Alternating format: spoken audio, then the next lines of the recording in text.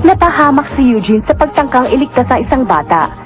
Isinama siya ni Charlene sa kabilang daigdig at iniharap kay Jericho. Binigyan siya ng matinding pagsubok para muling mabuhay. Kinakailangan niyang palakihin ang espiritu ng halimaw, pero tanging sa mabuting paraan lamang. Dahil kung hindi, magiging masama ang halimaw at kakainin siya nito. Ang lihim na pag-ibig ni Jenny.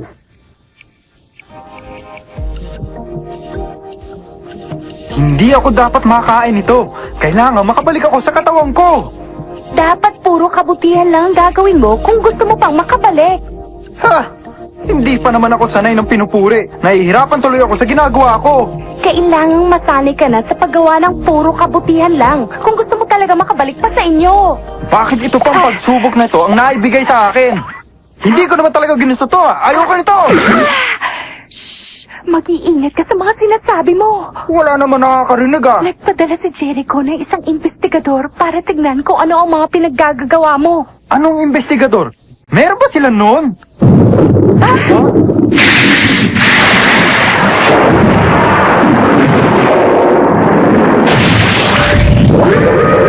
Ang investigador?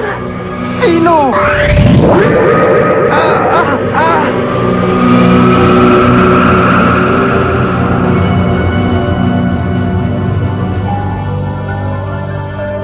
Kamusta kayo? Ha? At sino namang kaluluwa na ito? Ako ang investigador. Ha? Ikaw ang pinadala? Ha? Ikaw ang ipinadala ni Jericho? Ako si Tina. Ano naman ang iimbestigahan mo sa akin, ha, Tina? Sekreto yun. Bahala na ako. Sino ba talaga ang kasintahan ni Eugene dito? Ha? Tina, anong ibig mong sabihin? Tungkol kay Jenny. Si Jenny? Kababata ko lang siya at matalik na kaibigan. Yun lang, wala na. Ayun siya, oh. Sino pa dyan si Jenny? Yung nasa gitna. Ang ganda pala niya. Mahirap paniwalaan na ang isang katulad niya Ay ano? Talaga kayang gusto ni Jenny na muling mabuhay pa itong si Eugene? Ha? Dahil kung hindi naman gusto ng mga tao na bumalik ka, masasayang lang ang paghihirap na daraanan mo sa pagsubok. Ikaw rin. Huwag mo na akong pahirapan pa sa mga sinasabi mo. Hindi ko nga alam kung gusto pa nga ni Jenny na makabalik ako sa katawan ko. Naintindihan niyo ba? Gusto ka niya bumalik. Lagi siyang galit. Ganito ang mukha niya pag nagagalit siya sa akin, oh. Eugene, pumasok ka na sa eskwelahan. Ano ba ang problema mo? Baka naman gusto niya lang akong bumalik para pagalitan ako. Ano ba sa palagay niyong dalawa, ha? Ano ka ba, Eugene? Huwag mong sabihin yan. Alam ko naman na gusto mo si Jenny. Papayaan mo na siya. Huwag mo siyang pakinggan. Gusto naman niya talaga si Jenny, pero kunwari lang ayaw niya. Ha? Ano? Tama na yan, Charlene, ha? Sige nga, sabihin mong mali ako. Magsalita ka! Hindi yata malinaw ang lahat, ah. Iimbestigahan ko pa itong mabuti. Alis na ako.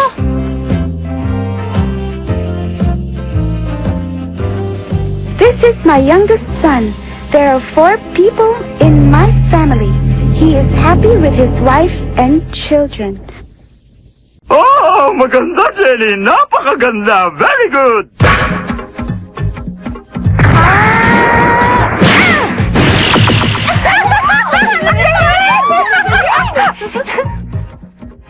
Jenny, patingin naman ang homework mo sa math, oh. Hindi pwede. Kung gusto mo, turuan na lang kita. Jenny, tulungan mo ako. Hindi ko masolve to. Patingin nga. Matalino, magaling na atleta, mabait ka kaibigan. Ang pag-ibig nilang dalawa ay maaaring guni-guni lang ni Eugene. Ano ka mo? Wow! Ang gwapo na isang to, ah! Jenny, sandali.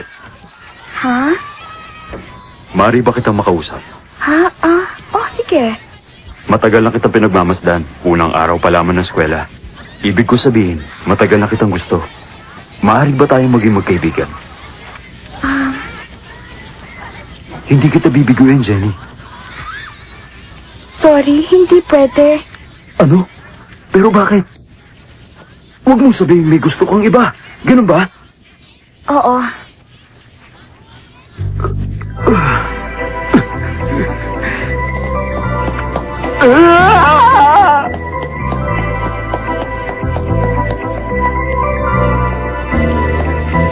Uy, napakaswerte mo talaga. Ikaw yung tinutukoy niya, Eugene, oh. Huwag ka munang pakasisiguro. Hindi pa naman niya sinasabi kung sino yun eh. Bakit magdududa ka pa? Sigurado namang may gusto kayo sa isa't isa. Ha? Hindi pa rin ako nakakasiguro! May lihim na pag-ibig pala si Jenny. Sino kaya ang taong yun? Counseling. What is that smell? Ugh. I don't even think you could get to the other side of the room without stepping on some half-chewed food or broken glass. Ew. Keiko, be gone for a little while. Take care of Yusuke for me. Guess she's back to normal. You don't seem to have a very responsible parent. Very observant. Ano ba yan? Pati si Eugene nalubog sa basura. Siguro dapat gawing krimen ang pagiging tamad na maglinis sa bahay.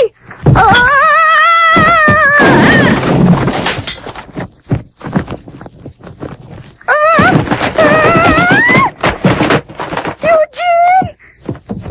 Nasaktan ka ba? Naku, kung hindi ako dito pupunta araw-araw para maglinis, baka walang katawang abutan si Eugene. Tingnan mo na, pati yung mukha niya puro alikabok.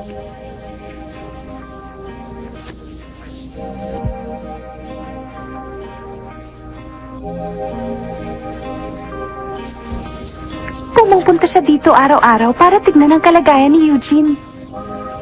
Ayan, malinis na.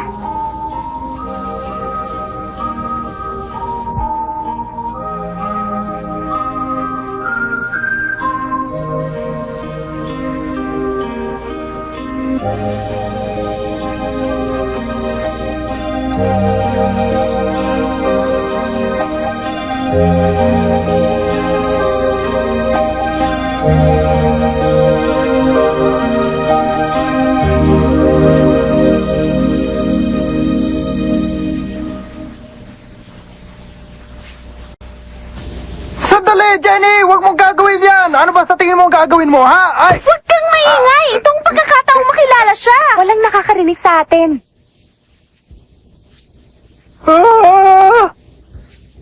Ito ang asosasyon ng ating komunidad na nagbibigay babala sa mga tao. Panahon ngayon ng tagtuyot, madaling magkasunog kaya't mag-iingat kayo sa apoy. Sa ngayon, meron pang maliit na sunog sa ikatlong kalsada kaya't binabalaan ng lahat na mag-ingat. Kung nararapat ay magsilikas. Ha? Ang galing naman ng timing! Salamat sa asosasyon! Ah, teka lang. Ano ba tong iniisip ko? Nakalimutan ko! Inuutusan pala akong bumili ni Mami. Mamaya na nga lang ako maglilinis dito.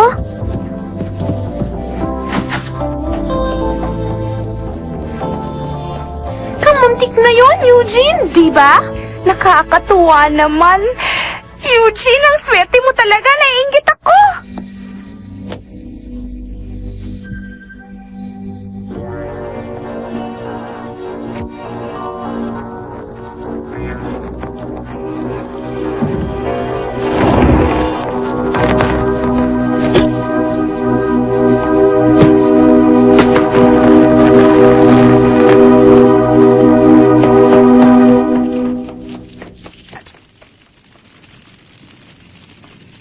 The house is on fire. Yes, it seems so.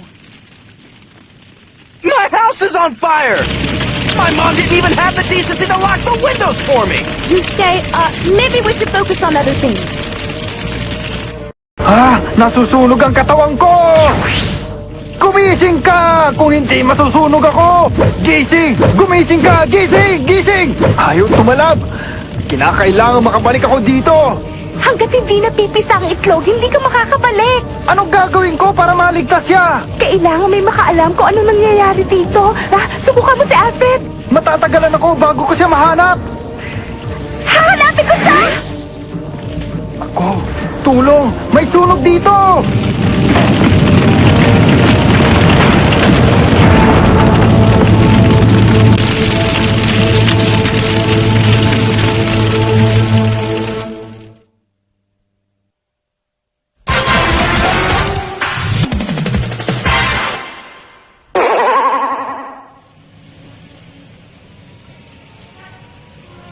on, let's go! There's a fire on 4th Avenue! That makes a dozen just today! The fire department can't get to the mall! This is eerie. Yeah, I can't help feeling like we're under attack. Yusuke lives on 4th Avenue. What if he's... Oh,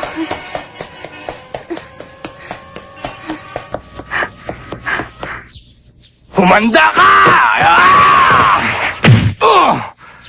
Ha!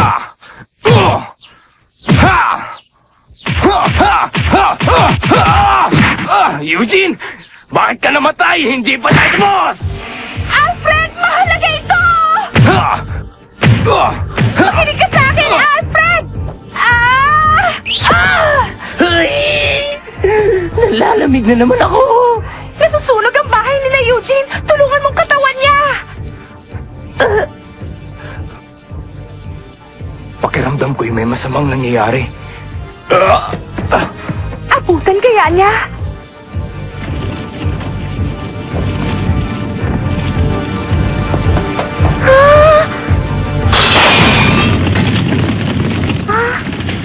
Siguradong babalik ako. Iligtas mo ako! Eugene! Bumalik na si Jenny! Ano ka mo?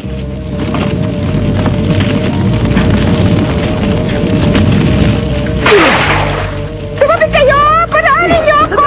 Masyadong Magtago delikado! kayo! Bilis kumalat ang apoy! Babayan niyo nga ako!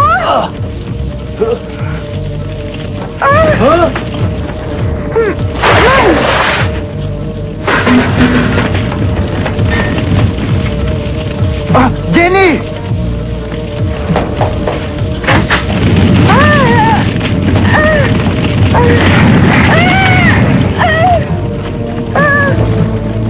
Eugene!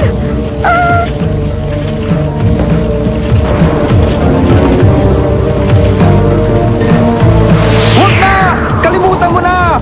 Alis na! Pabayaan mo na ako! Hindi na importante yan! Alis na! Pero kung wala ang katawan mo, hindi ka na makakabalik pa!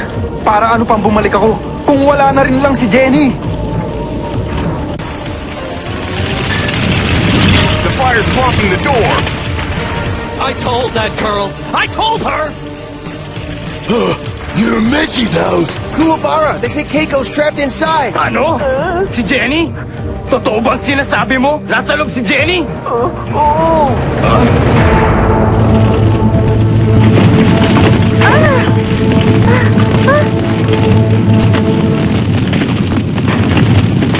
Eugene! Eugene!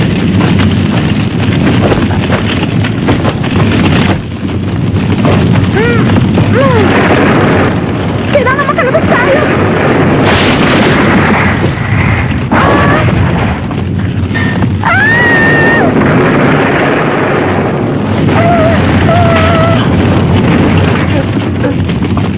Charlene! Paano ko matutulungan si Jenny? Hindi ko alam. Wala akong magagawa.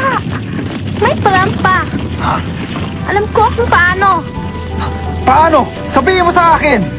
Eugene, pag ginamit mo ang kapangyarihan ng itlog, maliligtas mo sila. Ha? Itong itlog? Kailangan ihagis mo yung itlog sa apoy. Kaya lang ano? Sabihin mo! Dalian mo! kapag ginamit mo ang kapangyarihan ng itlog, ikaw ang mapapahamak. Ang ibig mong sabihin, kapag ginamit ang kapangyarihan na ito, si Eugene ay... Oo, hindi ka na makakabalik sa kanila kailanman. Ano? Hindi na ako mabubuhay? Hindi ko na pala sila makakapiling kung ganon. Oo, tapos na ang lahat. Jenny, kailangan ni Jenny ang tulong ko.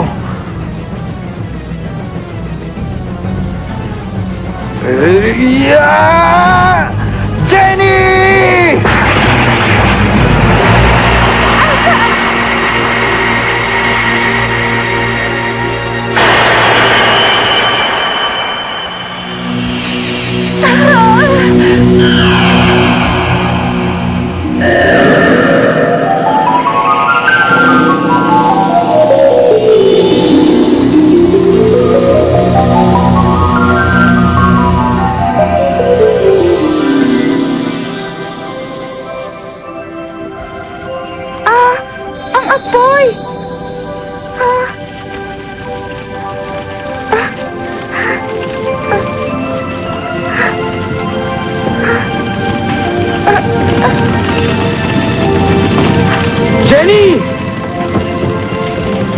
Alfred!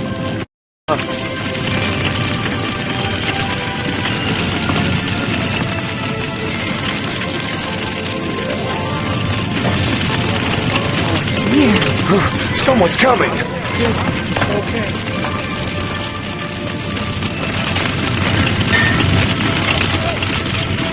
Itong himala!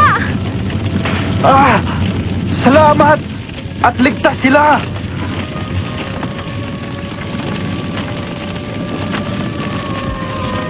Salamat! Narito nga mga bumbero! Anong nasa loob ng kumot, Jenny?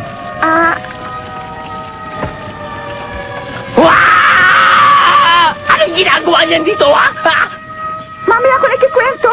Mabuti pa, umalis na tayo dito. Si Eugene! Hindi ko maintindihan. Pero dito tayo. Ha?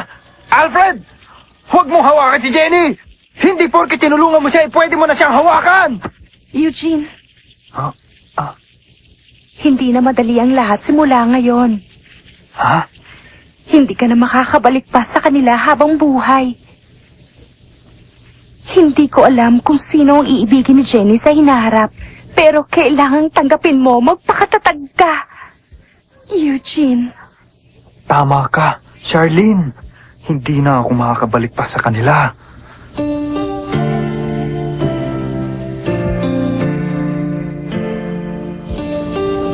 Isang kaluluwa na lang ako.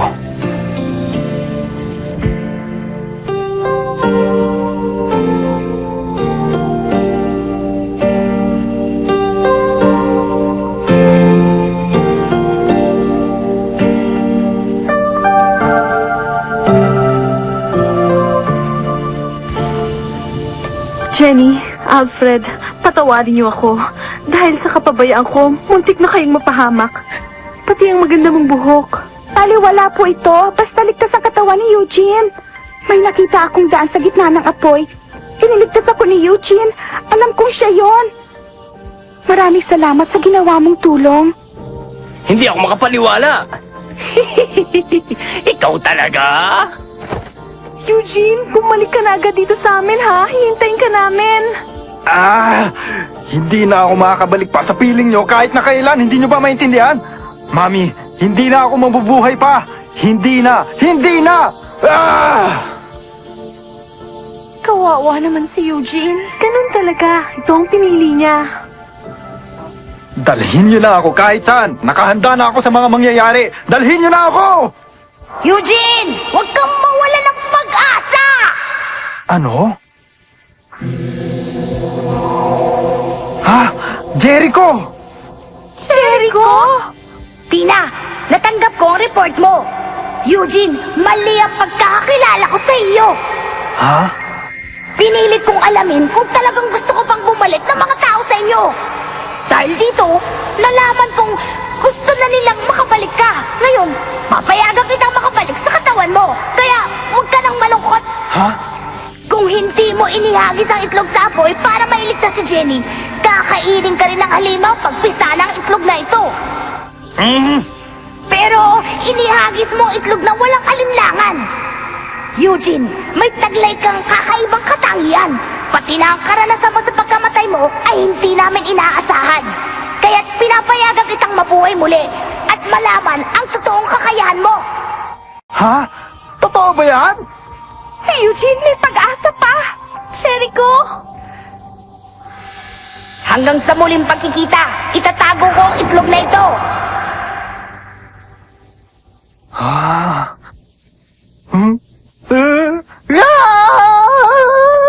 Eugene! Makakabalik ka na! Salamat naman! Natutuwa ako para sa'yo! Ay! Makakabalik ka na! Tama na! Nahihilo na ako! Tama na! O, tingin mo na yan!